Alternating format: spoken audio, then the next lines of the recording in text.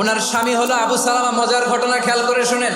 উহুদ যুদ্ধের পরে ওনার স্বামী আবু সালামা ইন্তেকাল করলো, শহীদ হলো। উম্মে সালামা রাদিয়াল্লাহু তাআলা আনহা ওনার প্রাণ প্রিয় স্বামী আবু সালামার ইন্তেকালের পরে চোখের পানি ছাড়ে আর পড়ে ইন্না লিল্লাহি ওয়া ইন্না ইলাইহি রাজিউন। যেহেতু বিশ্বনবী বলেছেন কেউ যদি বিপদের প্রথম ধাক্কায় পড়ে ইন্না লিল্লাহি ওয়া ইন্না ইলাইহি রাজিউন, আল্লাহুম্মা আজুরনি ফি মুসিবাতি ওয়া আখলুফ লি খায়রাম মিনহা, তাহলে এই বিপদে যে সে যা হারালো তার চেয়ে শ্রেষ্ঠ কিছু দিয়ে আল্লাহ তার বদল দিয়ে দিবে। এই হাদিস শুনে বারবার এই দোয়া পড়ে, চোখের পানি ছাড়ে আর মনে মনে বলে আবু সালামার মতো ভালো মানুষ মদিনাতে নাই, তার চেয়ে ভালো মানুষ কি করে আল্লাহ তাআলা আমারে দিবে, তার চেয়ে ভালো মানুষ তো আমি মদিনাতে দেখি না। কি আজীব তামাশা, কি অবাক করা ঘটনা। কিছুদিন পরে দেখা গেল স্বয়ং বিশ্ব নবী উম্মে সালামাকে বিয়ের প্রস্তাব পাঠিয়েছে।